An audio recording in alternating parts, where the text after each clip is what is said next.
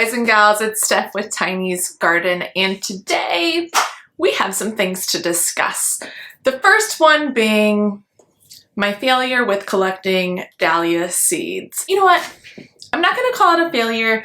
I'm going to call it a learning experience. I took a video about this process and I ended up losing half the video footage. I'm not sure what happened, something with my memory card, but it's gone, vanished, boom, half of the video. So I do have part of it. If you guys would still like to see how I tried to collect dahlias and how it went for me, which was pretty awry, I'm happy to share that with you because I am a firm believer that we still learn and things that we may fail at. Comment below and let me know if that interests you at all, and I will put something together so you can get the gist of it. But I did want to cover how you should really do it versus how I did it so you get a better idea of what can lead you to success. So first and foremost, I recommend getting the Discovering Dahlias book by Erin from Floret Farms. She has done an amazing job putting together an unbelievable resource covering everything about dahlias, from planting them from tubers, from harvesting them, to collecting seed, to growing them with seed, to more advanced techniques such as collecting the seed, growing them, to hybridize, which would mean actually creating a new variety of a dahlia. A lot of really great, cool information in here. So if I would have followed all of this, I probably would have had much more success. Essentially, the best way from what I understand to do it, which I've read from the book, is to stop harvesting your dahlias around 8 weeks before your first autumnal frost or fall frost.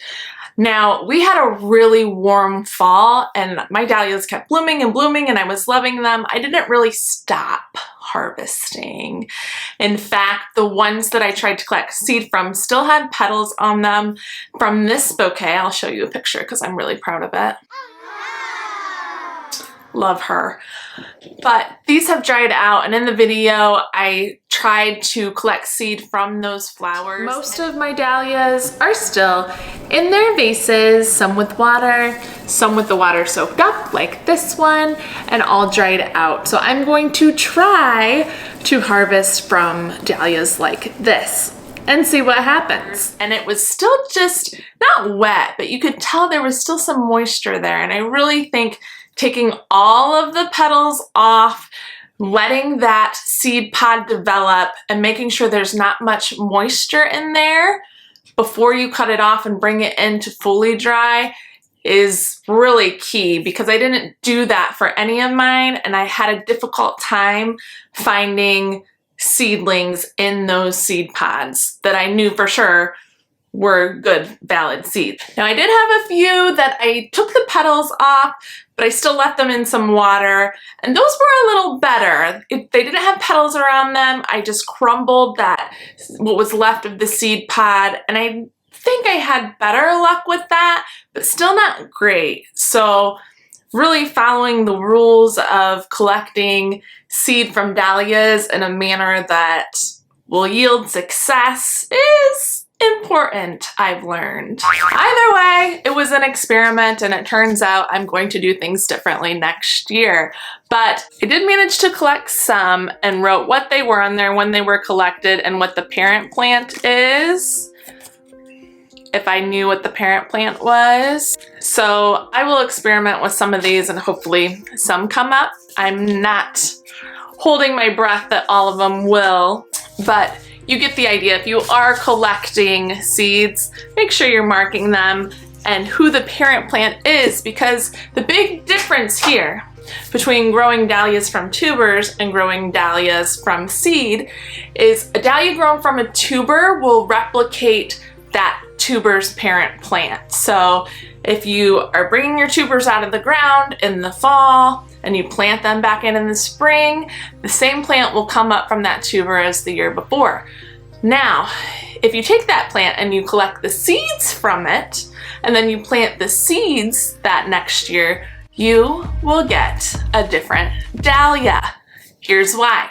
The parent plant would be the plant you actually collected seed from. So the other parent plant, there's two, would be buzz, buzz, buzz, the plant that the bee pollinated and then came to and pollinated that flower with. So you've got a parent plant is the seed that you took from. The other parent plant would be the one the bee went to and then pollinated that dahlia.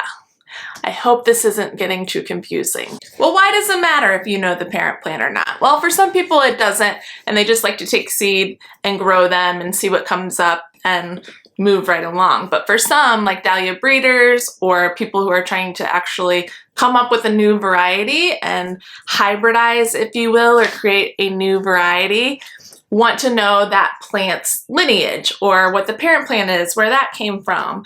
And some people will even hand pollinate to know for sure who both parents are or plant in a specific way ones they want to combine together, so there's a higher chance of the parents being these two specific plants. So it gets pretty advanced, but I could totally geek out on it all day.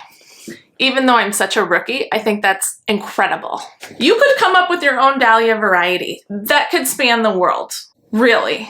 I mean, I think that's incredible. So anyways, that's the deal on that. Again, it wasn't a big success. It was definitely a learning situation, but I certainly learned from those, and I'm guessing some of you do too. So I'm no pro, but we'll try it again next year, and maybe we'll have a little bit of luck this spring when I plant what I did collect. Lastly, if you are an expert in collecting dahlia seeds and growing them, or even a breeder, please comment below and let me know your best advice and tried and true tricks for collecting seed and growing dahlias from seed. I think it's fascinating, all the information that we can share and learn from each other, and the garden community is such a nice, welcoming community that I've experienced. So help all of us out and comment below if you have any information on that. Thanks for watching. Subscribe if you haven't. I'd love to have you here with me, and we'll see you in the next one. Bye!